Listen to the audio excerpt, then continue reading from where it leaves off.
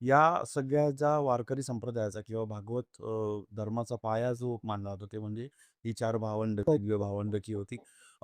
संत निवृत्तीनाथ महाराज, संत श्रेष्ठ ज्ञानेश्वर माऊली, संत सोपान काका आणि आदिशक्ती मुक्ताबाई.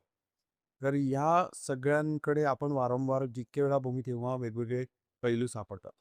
लहानपणापासून घरात वारी असल्यामुळे वारंवार घरात सुद्धा पारायणं आणि या सगळ्या गोष्टी घडत होत्या. ते घडत असताना चरित्र म्हणून किंवा कथा म्हणून याच्यामध्ये खूप काही गोष्टी आहेत ज्या नवीन पिढीला सांगितल्या गेल्या पाहिजेत असं वाटत होतं. आणि 2016ला माझ्याकडून एक खूप सुंदर गोष्ट लिहिली गेली ती म्हणजे या मुक्ताई मुक्ताई महाराजांवरती अ, मुक्ताई नावाचं एकल नाट्य माझ्याकडनं लिहिलं. सोलो परफॉर्मन्स होता. पुण्याच्या प्रायोगिक नाट्य क्षेत्रात तो गाजला. 2018ला भारतामध्ये जे थिएटर ऑलिम्पिक्स झालं.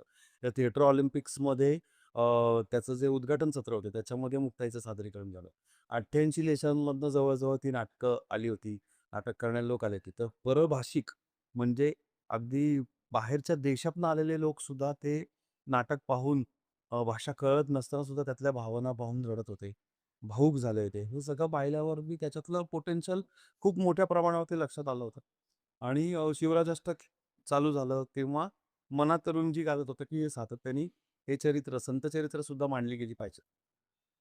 ज्याचा खरं तर आत्ता खूप जास्त ज्याची गरज आहे. कोविडच्या दरम्यान अवधूत गांधी आमचे जे मित्र आहेत, संगीतकार आपल्या संत ज्ञानेश्वरांची मुक्ताई चित्रपटाचे.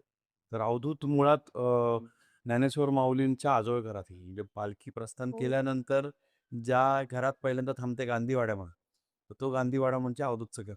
तर लहानपणापासून म्हणजे परंपरागत पुजारी आहेत त्याचे ते माऊलींचे. तर त्यामुळे सातत्याने आमच्या बोलण्यामध्ये माऊलींचे संदर्भ, दृष्टांत, मुक्ताईंचे अभंग, त्यांच्या कूटरचना या सगळ्याबद्दल जी चर्चा व्हायची त्यातनं असं सातत्याने वाटत होतं, की अरे हे इतकं गोड आहे, इतकं मोठं आहे, इतकं महान चरित्र आहे, ते मांडलं पाहिजे.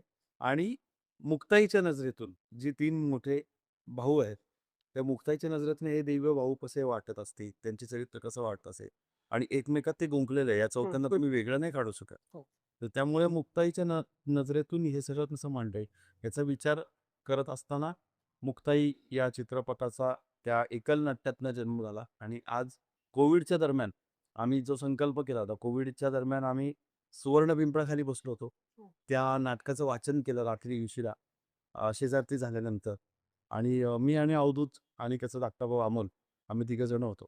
तर आम्ही भावूक झालो होतो ते वाचता-वाचता आणि मी म्हटलं, "अवधूत अरे, याचं चित्रपट व्हायला पाहिजे." असं मनोमन इच्छा आहे. कोविडच्या दरम्यानची गोष्ट आहे. दुसऱ्या लाटेच्या नंतर जे आपल्याला थोडी मोकळीक मिळाली तेव्हाची गोष्ट.